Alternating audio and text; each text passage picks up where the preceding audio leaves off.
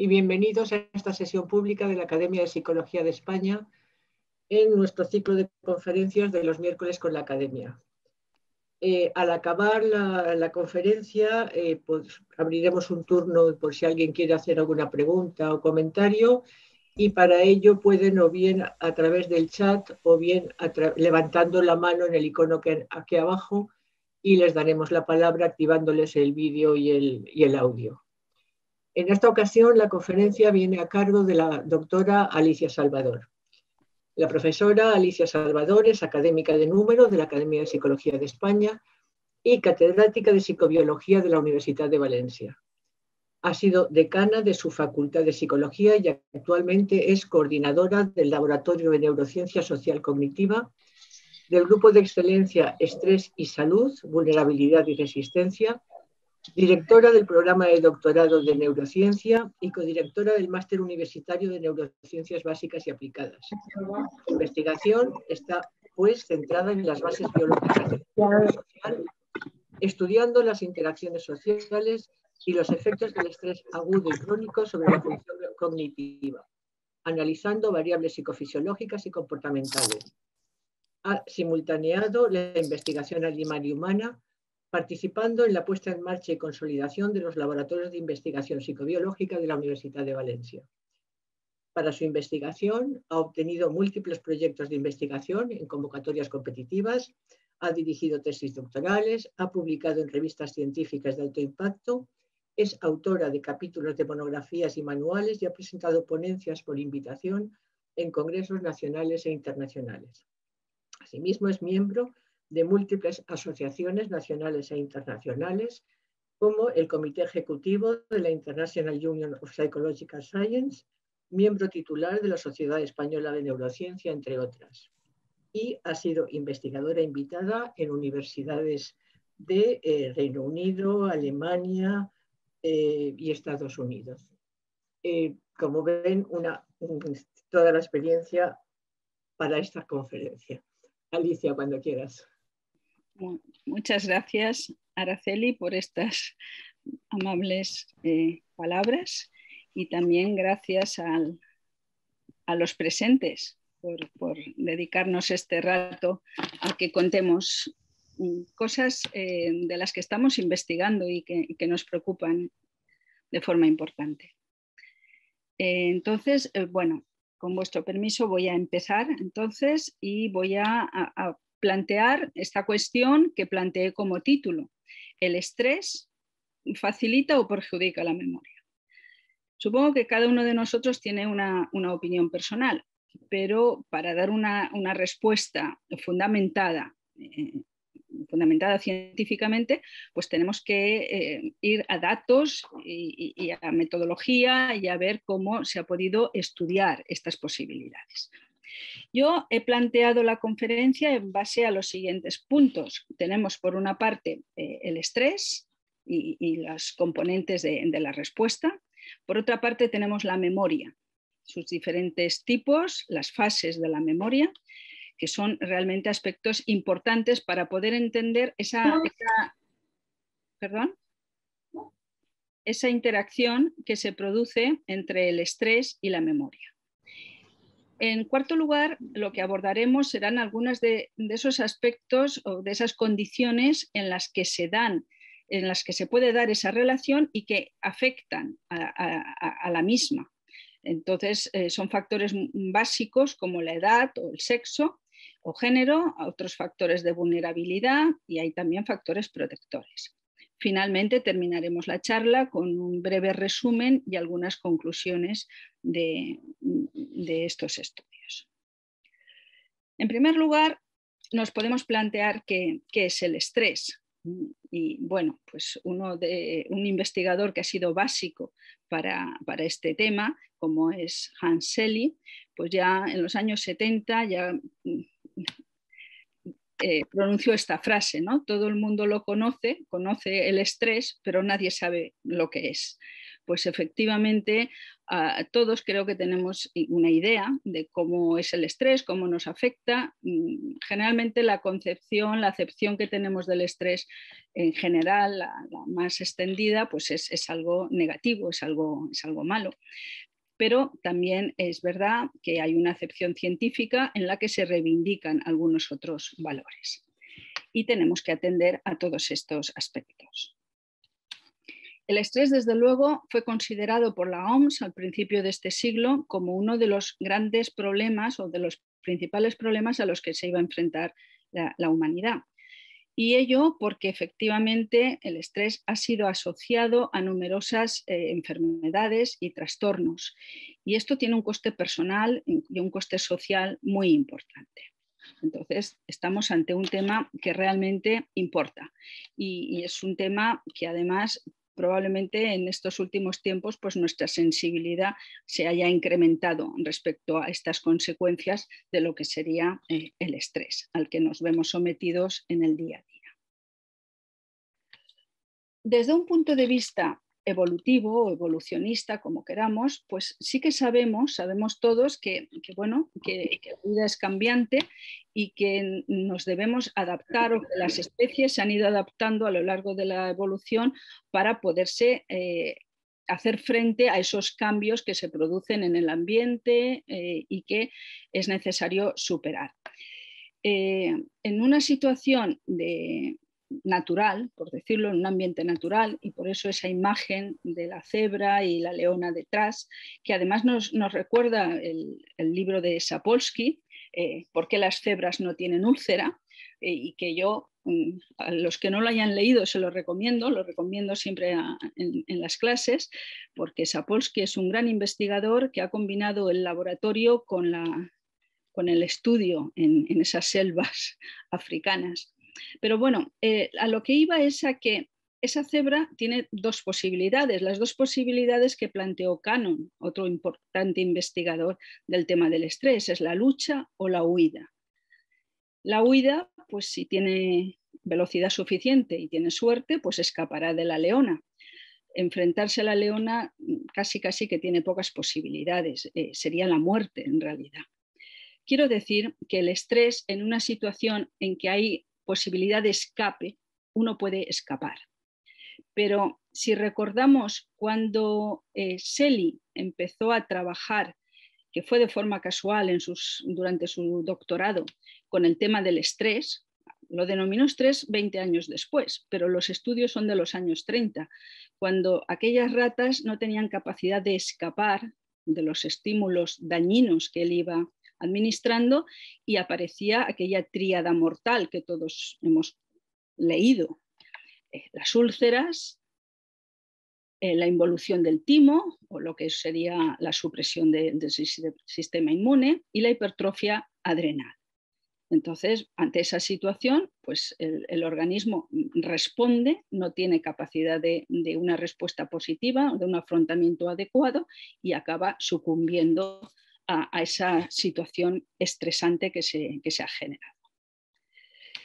En nuestro caso, nuestra especie pues, ha ido evolucionando, y los estresores a los que más frecuentemente nos enfrentamos no son estresores físicos, son más bien estresores psicológicos o estresores mentales, en las distintas denominaciones, y además muchas veces añadiendo una presión temporal que agudiza más el impacto del estresor.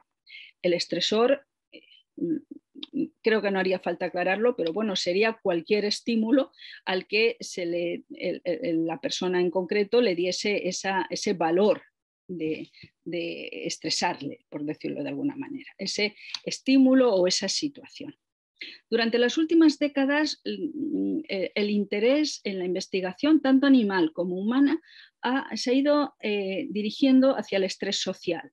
¿Por qué? Porque somos una especie social, y en todas las especies sociales las relaciones con nuestros coespecíficos pueden ser una fuente muy importante de estrés. Y vivimos en sociedad desde nuestro nacimiento prácticamente hasta nuestro fallecimiento. Entonces, a lo largo de todo el ciclo vital se pueden dar muchas situaciones de estrés, y sabemos que se dan. no quiere decir que siempre sea malo las relaciones sociales. Sabemos también que es fuente de apoyo social. Entonces, bueno, pero está claramente visto, ¿no? Como, pues, por ejemplo, el acoso en los colegios o el acoso en el mundo profesional, que más como uno también en el ámbito familiar, ¿no? Son situaciones muy fuertes de estrés. Entonces, se está trabajando mucho sobre este tipo concreto. Y de hecho ha sido asociado a numerosas enfermedades. Al inicio, al mantenimiento y al empeoramiento de muchas enfermedades. Enfermedades como infecciones, como cardiovasculares, desde luego, también trastornos mentales, como puede ser la depresión, sería una clarísima. También a la pérdida de la calidad de vida. Alteraciones como la fibromialgia están asociadas también al estrés. También pueden ser fuente de conductas agresivas y violentas y, desde luego, interferir en lo que consideraríamos el envejecimiento satisfactorio, saludable, el deseado. Vamos. Por tanto, podemos decir que en el estrés tiene una doble cara. En realidad, bueno, pues nos acordamos todos del eustrés y el distrés de Shelley, que casi que había quedado en el olvido. Esa doble cara, sin embargo, nos lleva a esos dos caminos magníficos, si conseguimos el adecuado, una adaptación a todas esas demandas, ser capaces de afrontar y dar respuesta, o si vamos por el otro, a esa carga, y a esas demandas excesivas y a esa situación que puede degenerar en patología. Y lo que puede degenerar en patología es motivado por la respuesta de estrés, la respuesta que organiza nuestro sistema, que viene realmente dependiente de nuestra actividad cerebral, de cómo percibimos los estímulos y cómo les asignamos ese valor amenazante, ese valor que les pasa a la categoría de ser un estímulo neutro a ser un estímulo estresante o estresor. También nuestro cerebro coordina la respuesta conductual y fisiológica, por tanto sería al final responsable de nuestra adaptación a los ambientes sociales y de que posibilitar que se acabe produciendo la adaptación. Desde ese punto de vista, podríamos pensar en nuestra actividad cerebral, en nuestro cerebro, como el agente, ¿no? El agente de organizador de. Pero también tenemos otro aspecto, y es que no solo genera la respuesta, sino que también se ve afectado por la respuesta que ha generado. Es víctima, por decirlo con algunos otros términos, del proceso que ha puesto en marcha.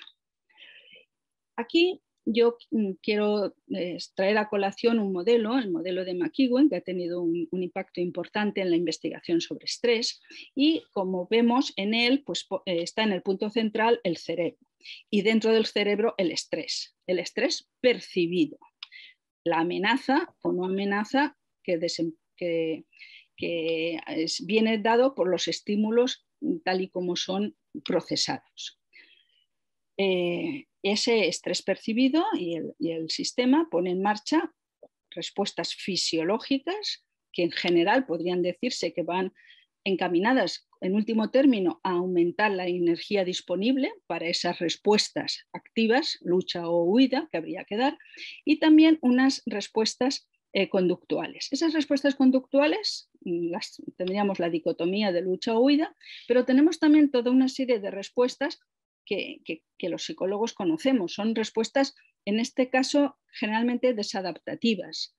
Son cambios en la dieta bajo situaciones de estrés, son cambios en la actividad física, en el ejercicio que se viene desempeñando, en la bebida o en el fumar. Y indudablemente esas conductas también afectan las respuestas fisiológicas. Esas respuestas, sean más o menos positivas, suponen un gasto para el organismo, y eso es lo que en este modelo se denomina carga alostática. Entonces, la carga alostática puede ser más o menos llevadera. Si es muy alta, estamos hablando ya de sobrecarga, lo cual es bastante negativo y nos aproxima a la patología. El juego es conseguir la alostasis, ese equilibrio dinámico que nos va a permitir la adaptación. ¿Cuáles son los desencadenantes? Pues en este modelo los principales desencadenantes son pues, un trauma, eventos vitales importantes o estresores ambientales pues, procedentes del hogar, del trabajo, etc. También en la parte izquierda se pone de manifiesto algo que es básico en estrés, las diferencias individuales. Se dice, hay una frase que se ha citado mucho, lo que es un veneno para uno es un elixir para otro. O sea, las diferencias individuales que tenemos para que unos determinados estímulos sean o no estresores, pues son muy amplias y dependen de nuestra constitución genética, pero también y claramente de nuestro desarrollo ontogenético, de la experiencia que hemos ido acumulando. Entonces, todo eso son factores importantes para tener el cuadro general de cómo se origina y cómo son las consecuencias de esas respuestas. Entendiendo la respuesta, por tanto, como conjunto de respuestas fisiológicas y conductuales que nos ayudan al final a conseguir dinámicamente, pero conseguir una determinada homeostasis, pues sabemos y cada vez sabemos más de que hay muchos sistemas que están en su base. Pero indudablemente también sabemos que hay algunos que son los principales, los fundamentales y también de los que más conocemos hoy por hoy. Entonces nos vamos a ir centrando más en ellos.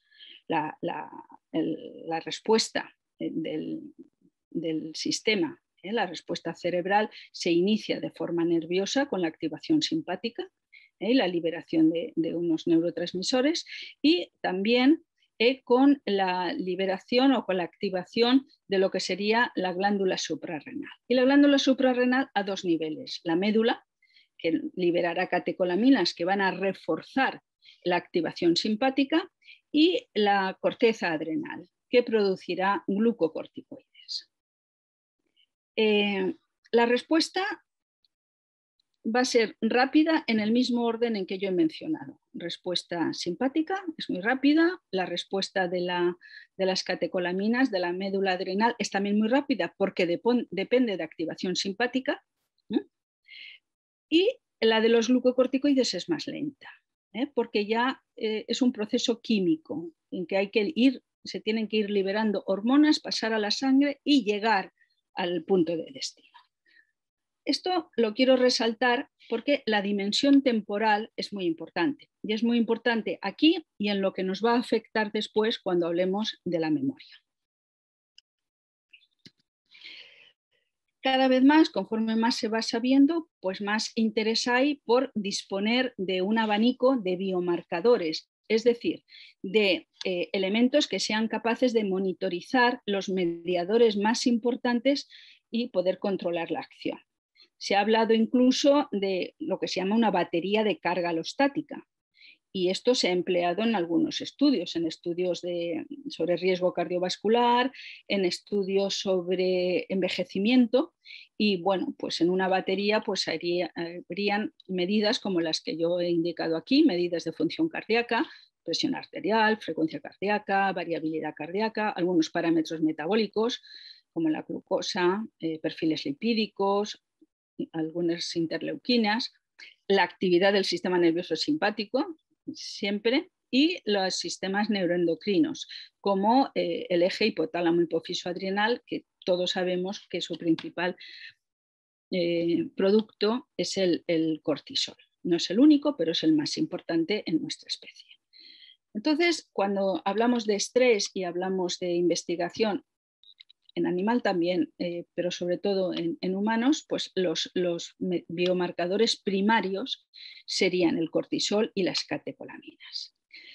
Cuando hablamos en humanos, el cortisol, porque en animales sería corticosterona, y cuando hablamos en nuestra especie, las catecolaminas son complicadas de medir sin alterar sus valores. Por tanto, se buscan sustitutos. En este caso, por ejemplo, en los últimos años se está empleando la alfa-amilasa.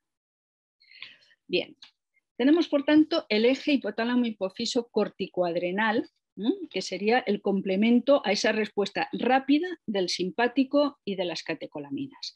Y aquí sí que quiero resaltarlo porque va a ser el hipotálamo el núcleo o la zona efectora de respuesta, la que pone en marcha mucho de la respuesta, pero es a través o a partir del procesamiento cerebral que se hace de esos estímulos que hemos recibido en relación a la información almacenada, a la motivación que puedan o a la amenaza que nos puedan sugerir o al condicionamiento que tengamos. Entonces, todas esas distintas áreas o la actividad de esas zonas van a influir o van a confluir, mejor dicho, en el hipotálamo, que producirá una hormona, la CRH, ella llegará a la hipófisis, adenohipófisis y la CTH, y luego ya estará en la corteza. La consecuencia es que tanto el estrés agudo como el crónico activa el incremento de cortisol.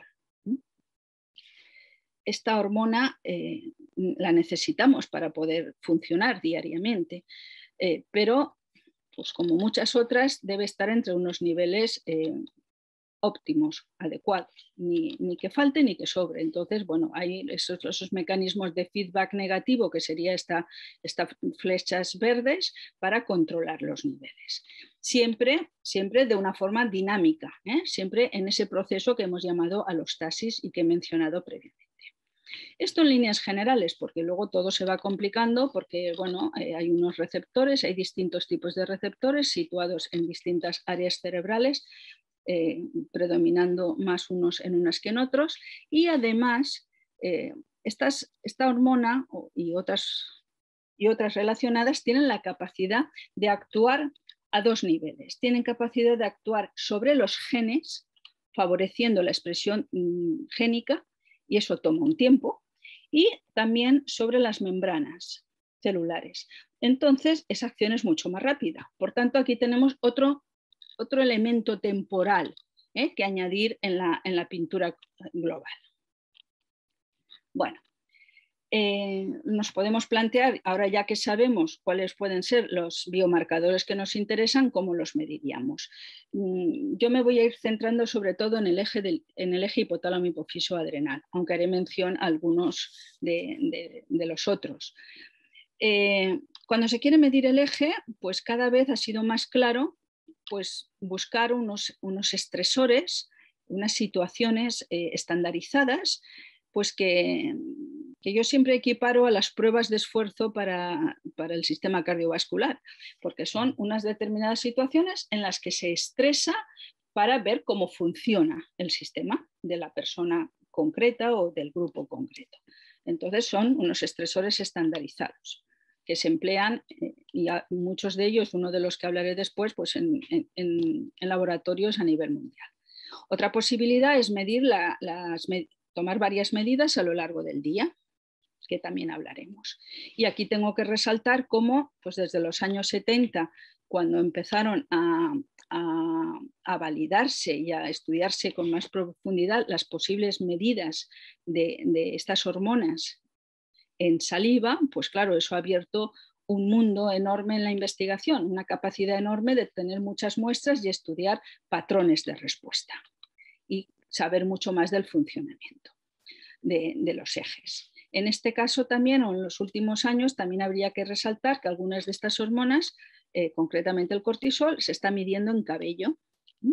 Entonces, bueno, aquí tendríamos una medida del cortisol que, bueno, según la longitud del mechón sobre el que se haga el análisis, pues tenemos un tiempo.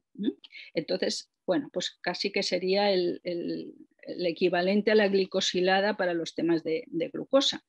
Entonces tenemos pues el cortisol medio de los últimos 2-3 meses. En el caso de las catecolaminas ya he mencionado sus dificultades y que muchas veces lo que se está utilizando es alfa-amilasa salivar para tener información de esa otra activación. Vale, tenemos las medidas y lo que necesitamos saber es, bueno, esas medidas, cómo las interpretamos y cómo podemos decir lo que es una respuesta adaptativa, porque podemos situar a una persona ante ese estresor, pero necesitamos saber cómo es su respuesta y hasta qué punto es adaptativa o no. Una respuesta adaptativa podría corresponder a una imagen como la que está aquí representada. Entonces hay un determinado nivel de base y se presenta la situación, entonces sube. O sea, se responde a incrementando el nivel. Pero llega un momento en que ya se ha afrontado la situación, se ha resuelto y entonces empieza a bajar los niveles. Esto representaría una reactividad y una recuperación. Y cada vez más se está trabajando con los dos aspectos. No solo hay que reaccionar, sino hay que ser capaz de recuperar niveles basales para que sea una respuesta correcta. Pero no solamente a los trastornos mentales graves, sino... No sé si hay preguntas, creo que había entendido que las preguntas al final, ¿no? He oído ahora unas voces. Sí, por favor, desactiven los audios al final. Sí, puede ser, si no es que tampoco lo he oído bien, pero bueno, si no volveríamos luego. Bien, entonces decía que eso es una respuesta puntual, eso es lo que sería la característica de un estresor, cuando hay un estresor agudo, un estrés agudo. Aquí vamos a utilizar indistintamente estresor y estrés, pero sabemos que es diferente. Bueno, entonces, ¿cuál es el funcionamiento del cortisol a lo largo del día? Porque resulta que la secreción no es continua. El cortisol concretamente sigue un ritmo circadiano bastante característico, que lo tendríamos aquí representado por otra curva. Otra curva que podríamos empezar con los niveles, unos determinados niveles, cuando nos despertamos, el cortisol al despertar, que tienen un pico entre los 30, 35, 45 minutos después del despertar. Pierdo el cursor. Vale. Y luego ya van descendiendo esos niveles a lo largo del día hasta llegar a los niveles mínimos, pues aproximadamente a la hora de acostarse. Todo esto es aproximadamente. Cuando dormimos, después los niveles empiezan a subir, o sea, durante el sueño vuelven a subir los niveles y entonces al día siguiente volveríamos a empezar con otra curva.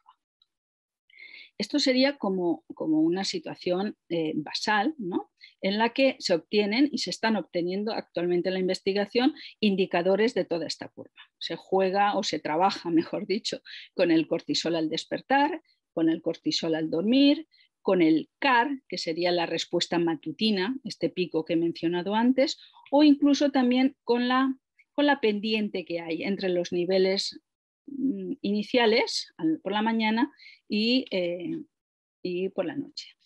Al despertar, en realidad es una hora que sería el despertar de la persona. Entonces, sobre esta, pues dependiendo de cuántos estresores agudos pueda tener la persona, pues se irán superponiendo una serie de picos. ¿Cuál sería si esta curva no es así, si esta curva no tiene esa pendiente, podemos hablar de una desregulación. Y eso se ha asociado con estrés crónico, con problemas mentales, con depresión, con envejecimiento y también con la enfermedad de Alzheimer. En todos esos casos se han encontrado ese tipo de circunstancia. De hecho, aquí abajo tendríamos una curva, esta sería en negro, la curva, digamos, sana, la correcta, la adecuada, niveles altos, que van bajando a lo largo del día. Y sin embargo, con los puntos teníamos una curva en la que no está achatada, no está amortiguada, no acaba de bajar, lo cual sería contraproducente. Muy bien. Pues con esto daríamos por cerrado el primer punto dedicado al estrés y vamos a hablar ahora un poco de la memoria. La memoria no la podemos separar del aprendizaje. El aprendizaje nos permite ir adquiriendo información y luego, pues para evidenciar que realmente esa información la hemos aprendido, pues estará la recuperación de información, a lo que llamaríamos generalmente memoria. Eso quiere decir que estamos hablando de varias fases. Una fase de adquisición, que información que tiene que pasar por una consolidación para ser almacenada y posteriormente la podremos recuperar. En los últimos tiempos se está trabajando en reconsolidación, pero yo no voy a atenderlo. La memoria, hablo de ella en singular y solemos hablar de ella en singular, pero bueno, hay muchos tipos de memoria y hay varios criterios para clasificarlos. Uno depende de la naturaleza de la información que almacenamos, otro es la dimensión temporal de nuevo. Entonces, bueno, pues la memoria, si atendemos a su naturaleza, hablamos de memoria declarativa, que su nombre nos indica ya que es la que somos capaces de declarar. Por tanto, somos conscientes de ella y podemos manifestarla, podemos expresarla.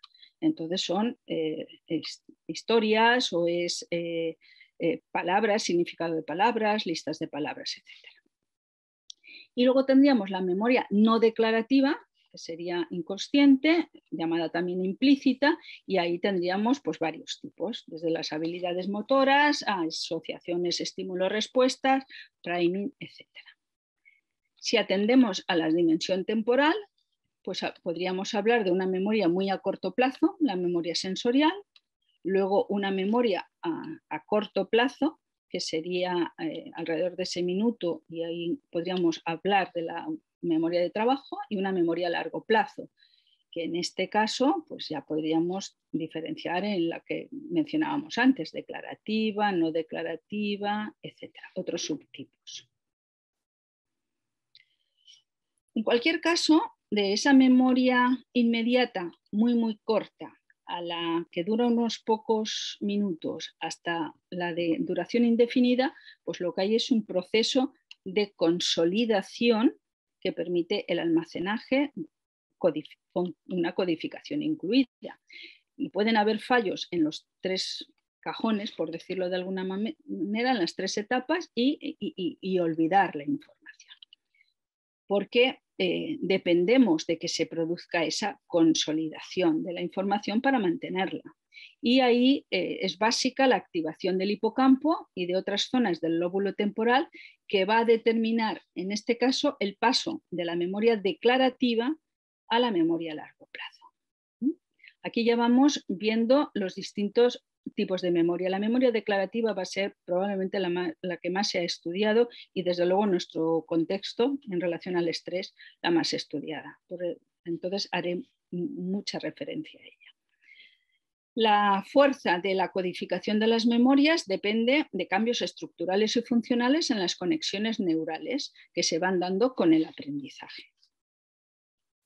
De manera que la memoria declarativa pasaría de la memoria a corto plazo por acción de ese hipocampo y de estructuras relacionadas a un almacenamiento a largo plazo. Y ese ya variará en zonas corticales dependiendo de la información concreta.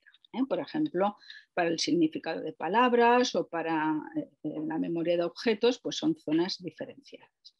La memoria no declarativa se va sabiendo menos, aunque cada vez más, y entonces sí que el almacenamiento a largo plazo pues, estaría más bien fundamentado en otras áreas y zonas, como cerebelo, ganglios basales, etc. Con todo lo que se va sabiendo, tenemos la capacidad de poder, y hay muchas formas de clasificar pues, los tipos de memoria en función de esos criterios cualitativos y esos criterios temporales. De los componentes en cada caso. Tal vez lo que yo resaltaría más aquí es cómo ese estudio que ha sido muy sistemático va permitiendo asociar también con estructuras o con zonas cerebrales concretas. Entonces, bueno, por ejemplo, aquí los que más nos van a interesar por las relaciones que luego vamos a estudiar, pues tendrían que ver con el hipocampo, con el córtex prefrontal, fundamentalmente.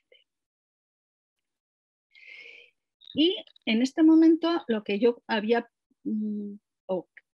y pretendo es hacer resaltar la importancia de los estudios de neuroimagen para el avance que estamos teniendo en este proceso de conocer esas ese funcionamiento cerebral.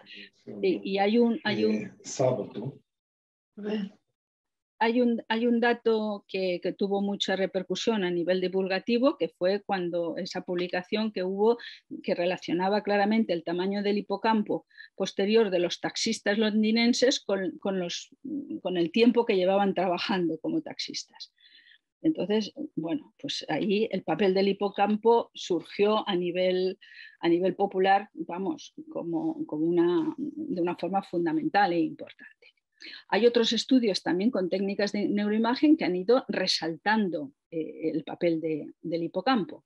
Concretamente, por ejemplo, aquí he incluido, pues mediante tomografía de emisión de positrones, pues se ha podido ver que hay mayor metabolismo del hipocampo en las personas que están estudiando alguna información que les va a ser pedida, que se les van a preguntar.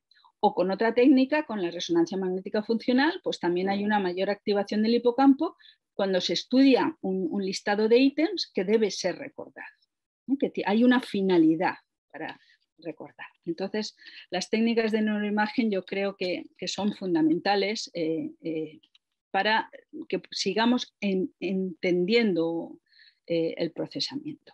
Aquí, por ejemplo, tendríamos pues como la percepción de un objeto pues, activa unas determinadas zonas. Aquí la silla está en azul, y si aquí hubiese una casa sería en amarillo, que es lo que está aquí representado. Y aquí, en la imagen de la derecha, solo recordar el objeto no se está percibiendo, solo recordarlo, pues ya permite esa activación en esas zonas equivalentes. Bueno, no siempre se puede trabajar con neuroimagen, lamentablemente. Los psicólogos tenemos en algunos casos dificultades, depende mucho de dónde esté cada uno y el acceso que haya en las universidades para ello. Y lamentablemente en nuestro caso no ha sido muy fácil hasta ahora. Pero bueno, el tercer punto que quiero abordar. El tercer punto es ya estrés y memoria. Son dos elementos que se están estudiando en conjunto y se ha empezado sobre todo por la memoria, porque la memoria está jugando un papel muy importante hoy en día. ¿Por qué? Porque bueno, pues, una de las características del envejecimiento, y sabemos que cada vez hay más personas mayores, pues es los fallos de memoria, o las quejas de memoria, que pueden llegar a deterioro también cognitivo o incluso Alzheimer. Entonces hay una base importante, ¿no? que poder estudiar y trabajar. Pero también incluso hay tanta información, hay tantos canales de información que nos llegan a la vez que muchas veces pues, en personas más jóvenes también hay dificultades en la memoria. Bueno. Nosotros sobre todo, o yo lo que quiero resaltar sobre todo es en relación a la edad, cómo bueno, pues la edad lleva parejo pues un aumento de la vulnerabilidad de numerosos sistemas, sistema cardiovascular, del sistema metabólico, del sistema neurológico, y eso nos lleva a trayectorias diferenciadas, lo que habitualmente se habla pues, de un envejecimiento sano frente a un envejecimiento patológico. Esa disyuntiva pues, está asentada en una interacción entre variables genéticas, fisiológicas, características sociales, factores externos, y entre esos factores pues, está el estrés. No todos acabamos sometidos a la misma frecuencia y a la misma severidad de estrés. Es verdad que tampoco todos percibimos igual los estresores. Entonces, en esa interacción se ha dicho que hay juega un papel muy importante para las posibles deficiencias y trayectorias de envejecimiento. Entonces, en general, pues hay unos cambios cognitivos que afectan mucho a la memoria y también, bueno, pues a nivel social, otros que pueden afectar al aislamiento. En los años 80, Sapolsky, el investigador que he mencionado al inicio de las cebras, pues formuló una hipótesis, la que se llamó inicialmente hipótesis de la cascada de glucocorticoides. Posteriormente se le cambió el nombre, hipótesis de la neurotoxicidad. La lógica es que, bueno, conforme nos hacemos mayores, hemos tenido ocasión de ser más veces expuesto al estrés y, por tanto, a tener más carga alostática en la terminología actual. Entonces, bueno, eso llevaría a que las personas más mayores tuviesen unos niveles más altos de cortisol que los más jóvenes y que esa exposición a más niveles de cortisol pues dañaran el hipocampo y mermaran su capacidad para afrontar nuevas situaciones. La consecuencia, déficits en memoria declarativa y memoria de trabajo. Estos son los dos tipos de memoria que más han sido estudiados y con diferencia todavía. Memoria declarativa mucho más que memoria de trabajo. Pero en ambos casos la base, podríamos decir, que está en que hay un solapamiento en las mismas áreas cerebrales están las mismas funciones, por decirlo de alguna manera. A ver si me explico. La respuesta de estrés al final es ejecutada a través del hipotálamo, pero están interviniendo el procesamiento de toda una serie de áreas entre las que destacan amígdala, hipocampo y corteza prefrontal. Y esas mismas áreas son también áreas que tienen una gran capacidad, tienen una gran cantidad de receptores para los glucocorticoides y para el cortisol. Por tanto, aquí tendríamos que habría capacidad de emitir, pero también capacidad de ser víctima del proceso. Entonces, bueno, eso ha potenciado la investigación sobre cómo pueden estar afectando ese funcionamiento de las áreas y esas hormonas que vienen derivadas de la activación del eje. Sabemos que el estrés agudo incrementa el cortisol, que el estrés crónico lo aumentaría más y que eso generaría lo que sería ese efecto neurotóxico que hemos mencionado en la hipótesis de la neurotoxicidad que ha predominado. Eso tendría consecuencias, esa neurotoxicidad, sobre el hipocampo, en procesos como aprendizaje y memoria, y en el córtex prefrontal sobre la memoria de trabajo y las funciones ejecutivas, llevando a déficits cognitivos. Quiero aprovechar aquí un poco porque, bueno, ese efecto neurotóxico y esa hipótesis que tuvo datos importantes sobre cómo se veían afectadas las células hipocampales, pues hubo un momento en que apareció también datos relacionados con el estrés postraumático de cómo incluso ese tamaño del hipocampo que se podía haber afectado sucedía previamente al trauma, al estrés. Entonces apareció otra hipótesis que era la hipótesis de la vulnerabilidad, que no debemos olvidar, porque la hipótesis de la vulnerabilidad pone de manifiesto también esas diferencias individuales de base que pueden haber. Bueno, si lo que vamos es a esa interacción, a cómo están afectando, cómo puede afectar el estrés agudo a la memoria, y ya sabemos que al hablar de memoria tenemos que hablar de adquisición, consolidación y recuperación, pues hay que tener en cuenta también que el estrés, cuando hablamos de un estrés puntual y un estrés agudo, que es al que fundamentalmente me voy a referir, pues ese estresor puede darse al principio de todo, antes de la adquisición. Puede darse cuando ya tenemos la información, pero debe ser consolidada y aún no está consolidada, o puede ser también la tenemos, pero hay que recuperarla y el estresor viene aquí. Esto ha sido un planteamiento que ha dirigido nuestra investigación y la investigación en general sobre esta temática, porque ha habido que ir ajustando y afinando metodológicamente los estudios para poder responder más adecuadamente. Hay otros aspectos importantes también que son relevantes, pues por ejemplo, si el material, si lo que se está adquiriendo es información neutra o es información emocional, o si es visual, es auditiva, si son imágenes, si son palabras, etc. Entonces, todos estos aspectos que son, en principio, detalles, pero son detalles que influyen en poder ver al final cómo está afectando de verdad el estrés a la memoria. Os decía antes que la mayor parte de los laboratorios está trabajando con estrés social, y uno de los estresores estandarizados, bueno, con mucho el más ampliamente utilizado a nivel mundial, todos los países, nosotros también lo hemos utilizado mucho, no solo, pero bueno, bastante, es el Trier Social Stress Test, que consiste en una combinación, en una exposición pública más una tarea aritmética. Y en la exposición pública, la persona en concreto tiene que defender o exponer ante un comité que es la mejor persona, el mejor candidato para una determinada posición que le interesa.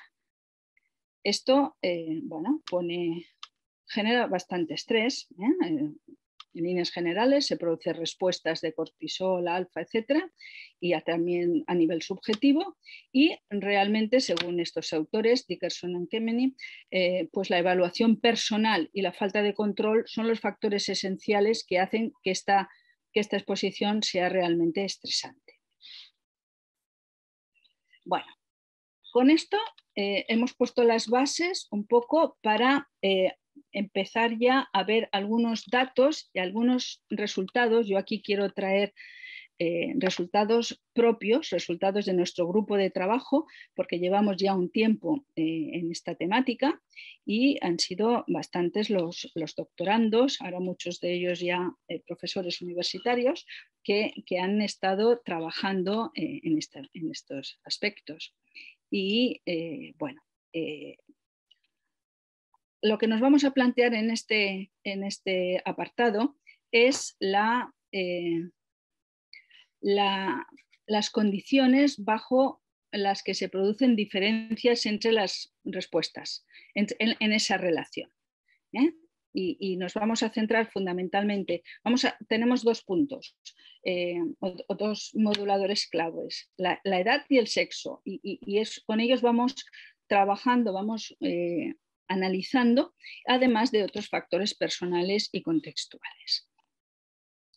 Esto lo hemos hecho dentro de un proyecto que llevamos ya bastantes años, el proyecto NEME, cogimos el nombre de la diosa de la memoria. Esto fue idea de una de las doctoras ahora ya en una universidad extranjera, y bueno, pues hemos ido realizando toda una serie de estudios.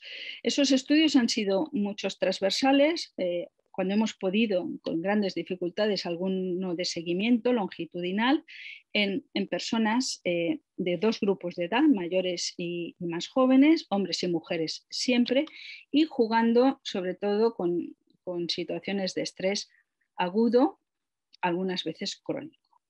Los biomarcadores que hemos empleado son la actividad del eje, pues tanto la reactividad como la recuperación, como esos otros indicadores que he dicho, la respuesta matutina, la pendiente a lo largo del día, la respuesta al despertar, etc. En sistema nervioso vegetativo hemos utilizado medidas de frecuencia cardíaca, variabilidad, presión, el alfa. Algunas veces hemos medido también glucosa, glicosilada, colesterol y siempre indicadores subjetivos y comportamentales. Cuando nosotros nos planteamos esta línea de trabajo, pues había una hipótesis que presentaba Rosendahl tras una serie de estudios, tiene una importantísima línea de investigación en animal, demostrando o defendiendo la función adaptativa del estrés y del cortisol. Según esta propuesta, el estrés facilita la consolidación de nueva información que es relevante para la supervivencia y deteriora la recuperación de material irrelevante previo. Insisto, cuando nosotros empezamos esto, pues bueno, vimos la literatura, vimos lo que se estaba haciendo y lo que había hecho, y entonces, bueno, sabíamos que en adultos jóvenes, pues bien, el estrés agudo incrementaba la consolidación, disminuía la recuperación de información, eso en memoria declarativa, y aunque las flechas sean rojas y grandes no son siempre unánimes, ¿eh? Sabemos todos ya que es muy difícil encontrar resultados homogéneos siempre, pero bueno, podemos decir que mayoritariamente, no en memoria de trabajo. Lo anterior era en memoria declarativa. En mayores, los resultados previos eran muy escasos. Solo había un estudio de Lupien en el que se hablaba de la interferencia retroactiva, pero era con una N de 16 personas mayores, no había efectos farmacológicos del cortisol administrado, no generada la situación de estrés, sino administración de cortisol. Entonces faltaba bastante evidencia en muchos de estos aspectos. Y también hay que decirlo porque las diferencias sexuales o diferencias sexuales pues apenas se estaban atendiendo. Muchas veces las muestras son muestras de varones jóvenes, estudiantes universitarios y ya está. Todos sabemos además la importancia que tiene se ha ido poniendo de manifiesto las diferencias sexuales, el dimorfismo sexual, como saben algunos de nuestros compañeros. Bueno, nuestros estudios han sido bastantes estudios en que hemos trabajado con voluntarios, generalmente de dos grupos de edad, de 55 a 75 y de 18 a 35, siempre la mitad hombres, la mitad mujeres, y generando situaciones de estrés y situaciones control. Nuestro primer acercamiento ha sido siempre estudiar primero personas sanas, algunas veces nos dicen que muy sanas, que tal vez demasiado sanas para generalizar, pero queríamos ver un poco lo que podía ser esa línea base en una situación de envejecimiento saludable, ¿no? De 55 a 75. Entonces, bueno, aquí tenemos unos criterios de exclusión bastante estrictos. En un protocolo así modelo, no es siempre el mismo, pero para que nos hagamos una idea, pues bueno, hay una situación de estrés que se genera con el test que he comentado antes, el TST, antes hay una línea base y posteriormente un periodo de recuperación. Y durante el tiempo pues se van tomando muestras de saliva para las determinaciones y se ponen habitualmente unos pulsómetros porque como la persona se mueve es lo que nos ha resultado más fácil para poder realizar las mediciones. Y se toman medidas de ansiedad o de estado de ánimo y se pasan algunas pruebas de rasgo.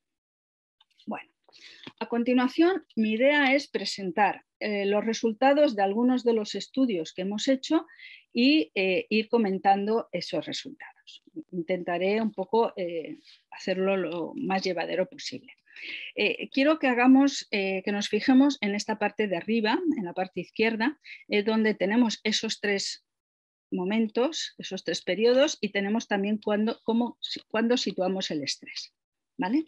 Porque eso es algo que en los primeros estudios no se tenía tanto en cuenta, pero cada vez más todos hemos sido conscientes de su relevancia. Entonces, en este caso estamos hablando de estrés agudo y memoria declarativa y el estrés es previo a la adquisición. Entonces, bueno, este estudio, es que hay una parte que no veo de mi propia presentación ahora. Vale. Este estudio se hace con jóvenes.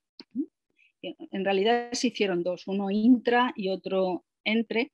Entonces eran jóvenes, chicos y chicas. En este caso lo que nosotros consideramos, en el caso de las mujeres jóvenes, es el ciclo menstrual.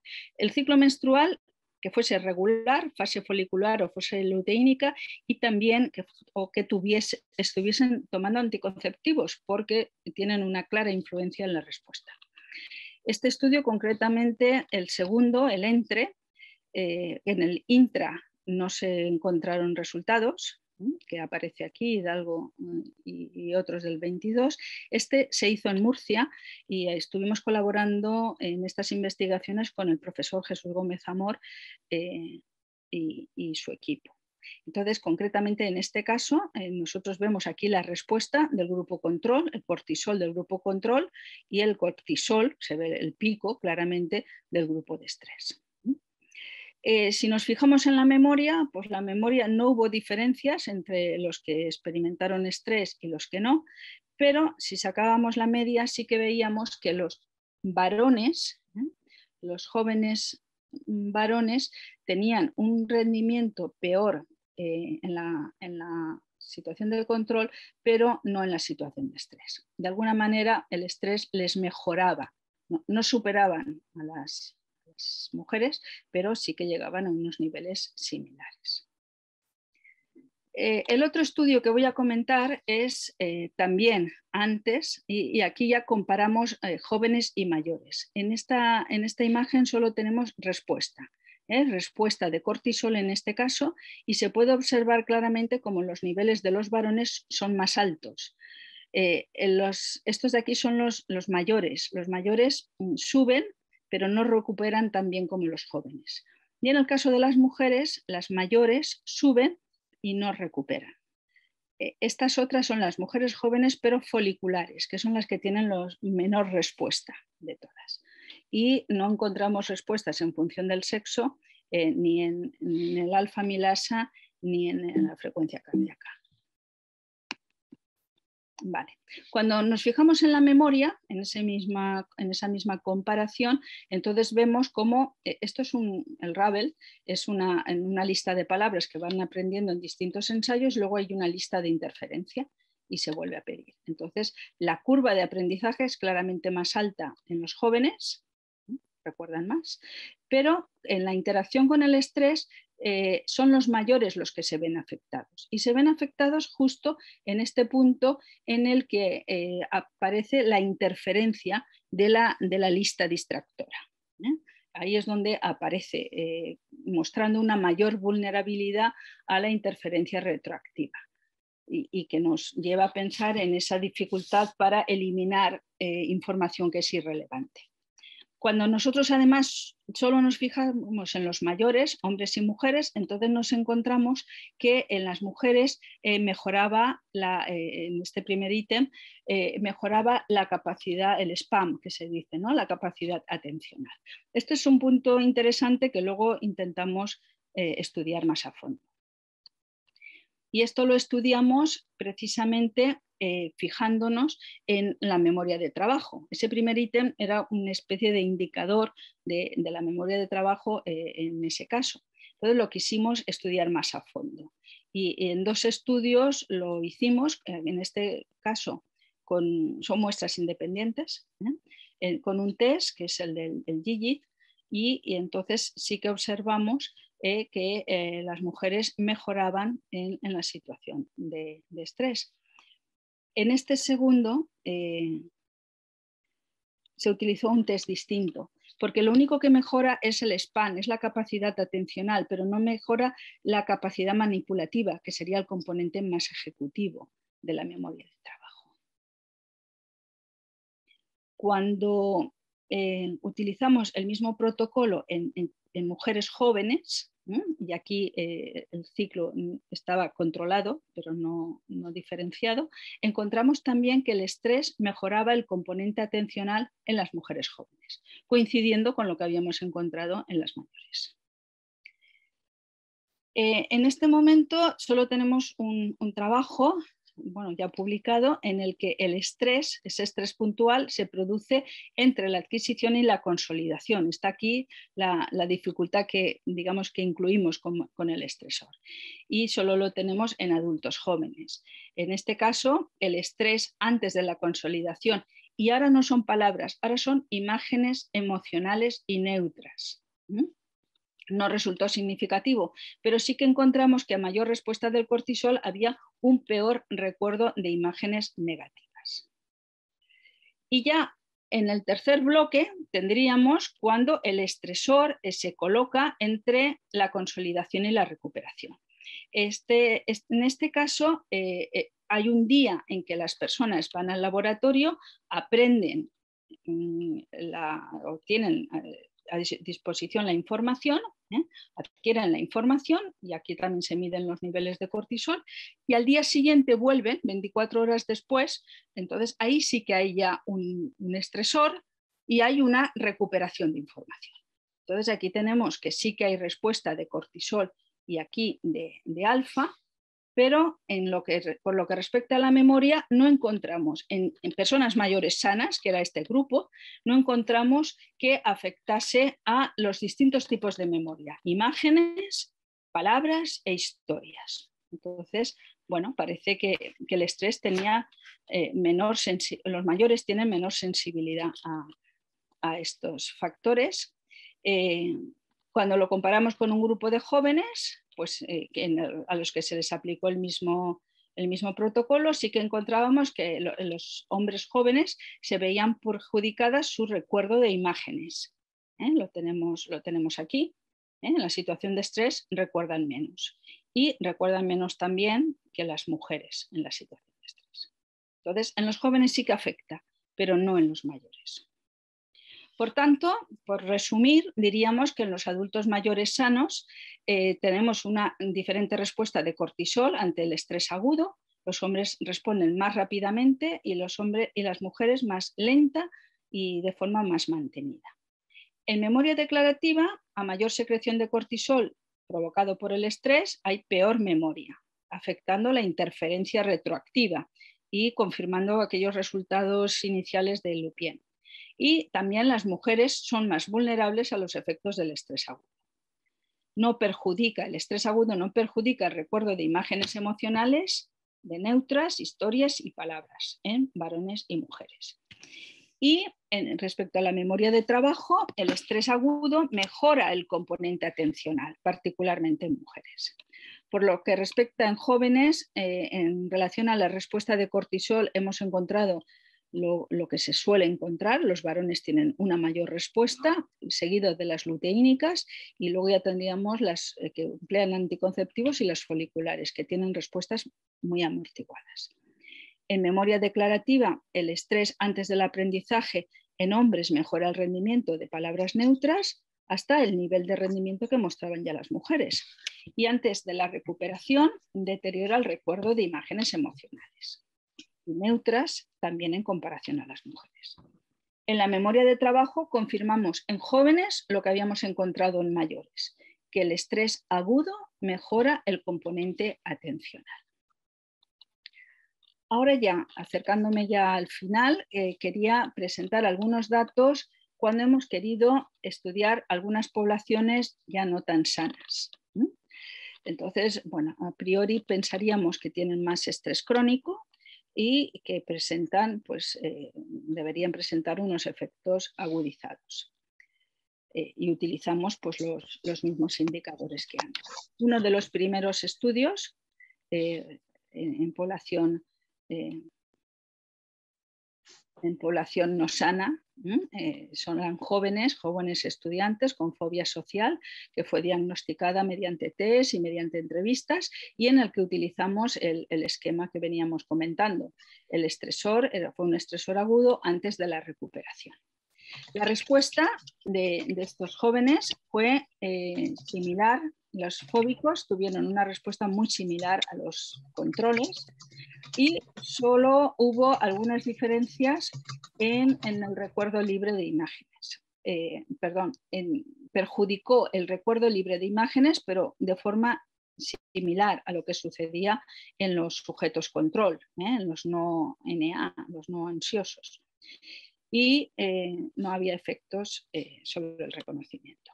El otro grupo que hemos trabajado y que seguimos trabajando en estos momentos son diabéticos. Estos son mayores, mayores diabéticos y que están tratados.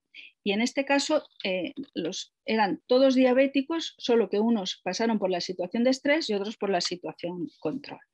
La respuesta de cortisol y la respuesta de alfa, bueno, pues era la esperada, reaccionaron al estresor. Y no hubo efectos significativos sobre la memoria de trabajo, lo cual, pues, es lo mismo que habíamos encontrado en el otro estudio, porque se había empleado el mismo test. Se emplea el mismo test que incluía la función ejecutiva. Sí que encontramos una mayor respuesta de cortisol y de alfa-amilasa relacionada con peor rendimiento. Bueno, solo un segundo para comentar que hemos querido abordar también el tema de la soledad. Esto se publicó en el 2019, entonces estamos hablando de una soledad y un aislamiento diferente al que estamos viviendo en estos momentos o estamos viviendo en estos meses. Eran mayores, sanos. Y lo que encontramos fue también la función cognitiva, utilizamos más pruebas, no solo era de memoria, y vimos que la soledad percibida no se relacionaba directamente con todas estas funciones, sin embargo, sí que lo hacía a través del cortisol nocturno. Entonces, bueno, es algo que seguimos queriendo abordar y analizar con más detalle. Ahora tenemos datos de muestras posteriores.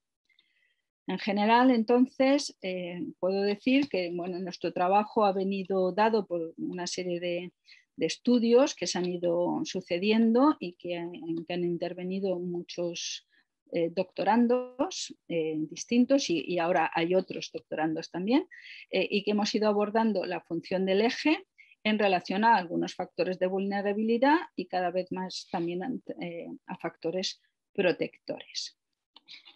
Y ya resumiendo, pues yo quisiera primero dedicar una parte de resumen y de conclusiones al estrés, que es uno de nuestros temas.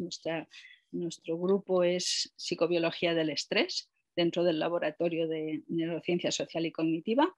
Y entonces, bueno, pues hay que saber y todos tenemos que admitir que el vivir pues requiere responder a cambios y demandas, mal que nos pese, que diría alguno.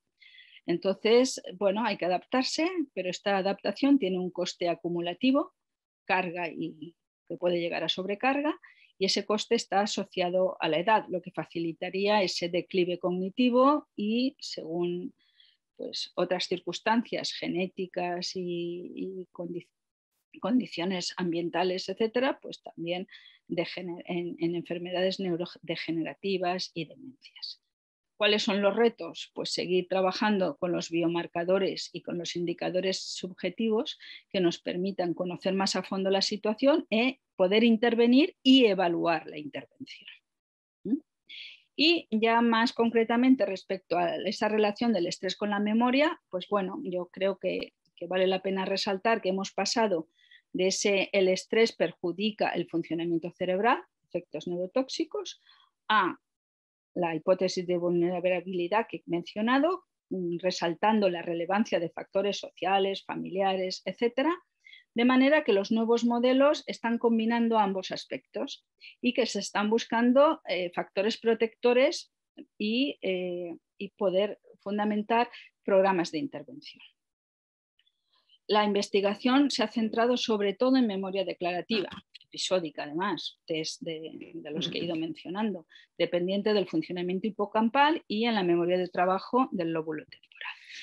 Los desafíos actuales, tales y como yo los vería y concretaría muy rápidamente, pues necesitamos estudiar otros tipos de memoria que tengan mayor validez ecológica. Entre ellos yo pensaría en la memoria prospectiva, por ejemplo. También en algún momento pues hay que comparar otros estresores. También estamos en ello.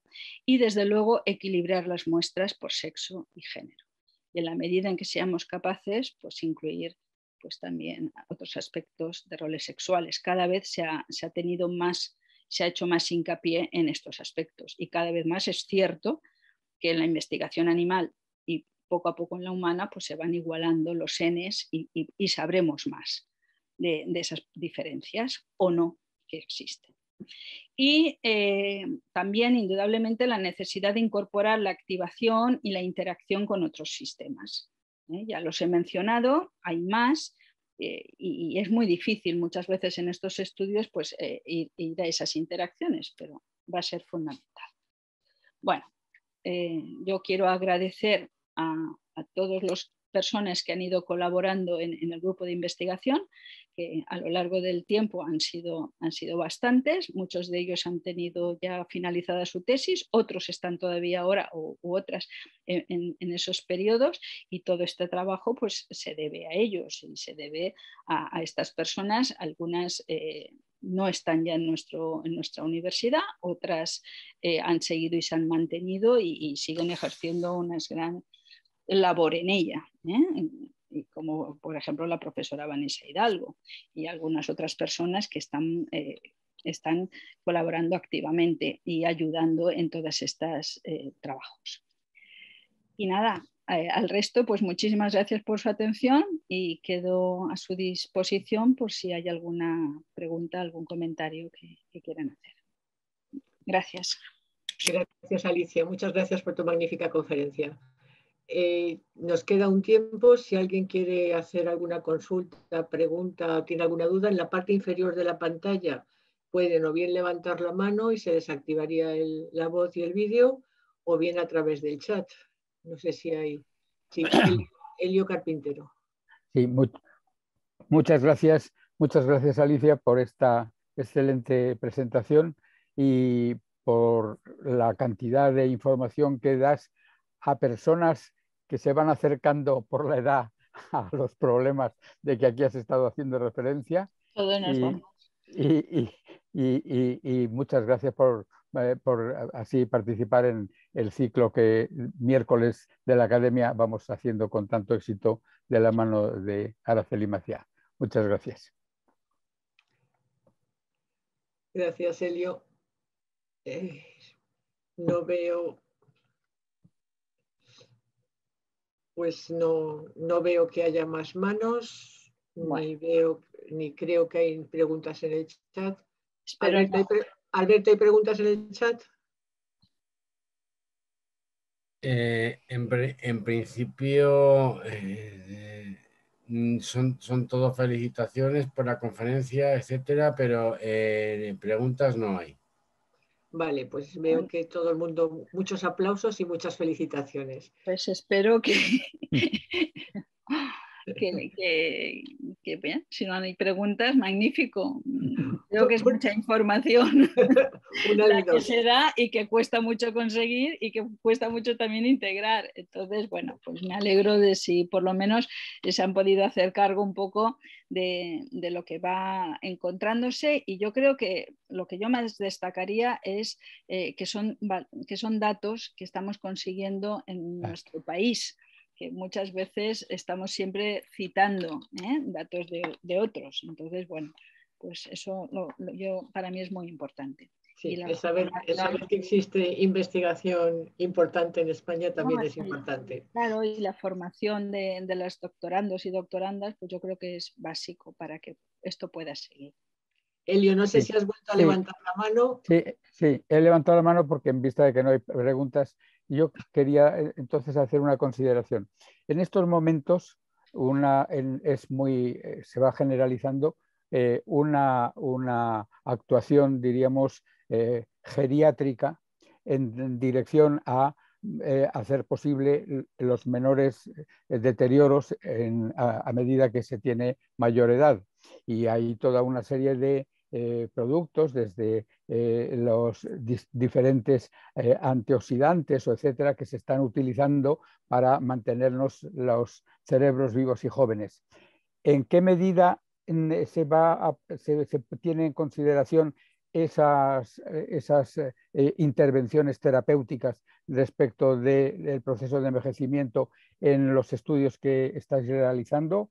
O, dicho de otro modo, si no, ¿crees que haría falta también empezar a estudiar no simplemente las personas con envejecimiento normal, sino también aquellas otras que están sometidas a procesos terapéuticos o procesos clínicos de mantenimiento, digamos, de una forma médica de la capacidad mental? Bueno. Hombre, claro que sería importante. Nosotros, ya lo he dicho al principio, nos hemos centrado sobre todo en el envejecimiento sano, saludable, ¿no? Nuestra fuente, digamos, de obtención de muestras es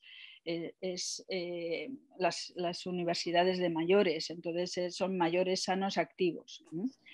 Pero estamos colaborando también con el Hospital de la Fe en temas de deterioro cognitivo. Y ahí sí que es verdad que es un acercamiento distinto. Algunas de las pruebas incluso que nosotros pasamos de generación de estrés, pues no se pueden pasar.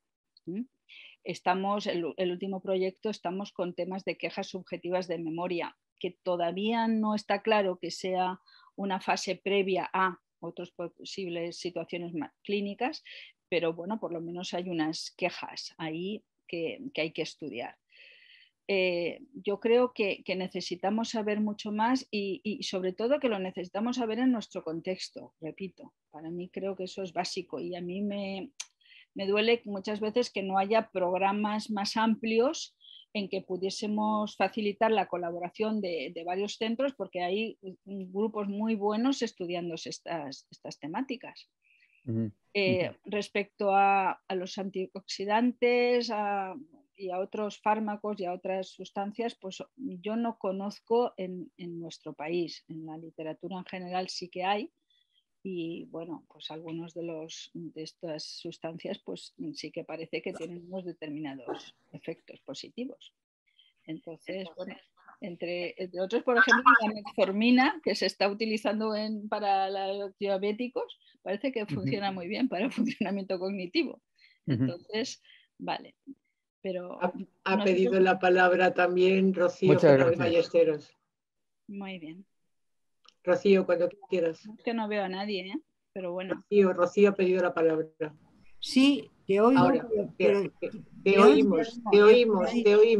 Bueno, pues mira, menos mal, porque yo no he logrado encender no te vemos, pero te oímos. La cámara. Alicia, me ha encantado tu conferencia, por supuesto, como no podía ser de otra manera.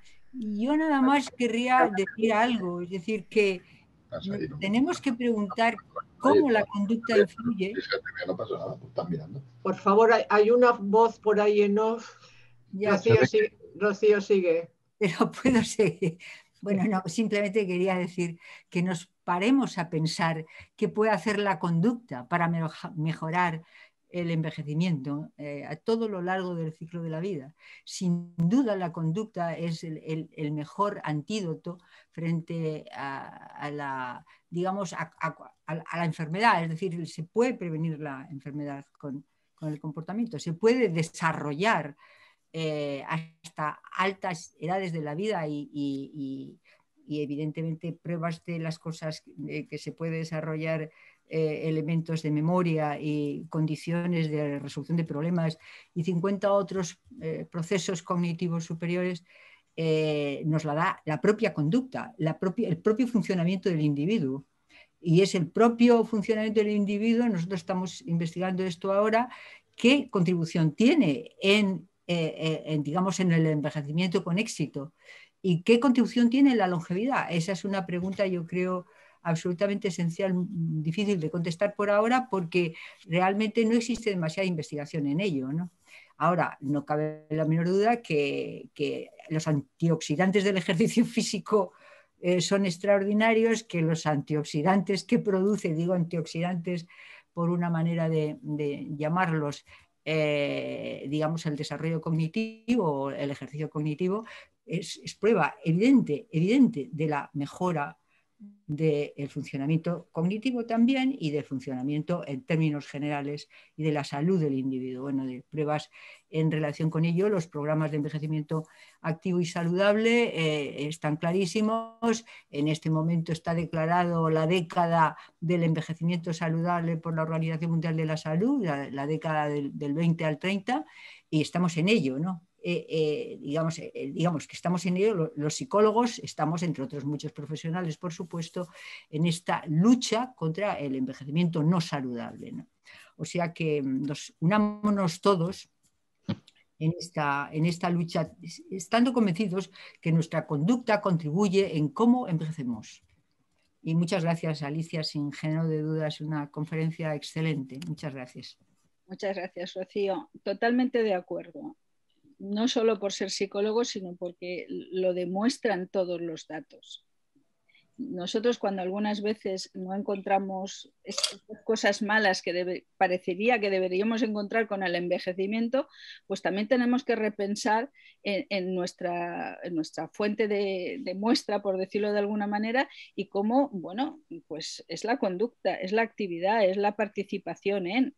Y todo eso está claro que son elementos esenciales para mantener esa salud física y cognitiva, además del ejercicio físico, claro. Muchas gracias. Jesús, ¿querías hablar tú también? Bueno, muchas gracias. No quería yo prolongar esto, pero como he visto que Rocío también participaba, digo yo también. Estupendo. No, yo solamente quería que la conferencia me pareció muy interesante.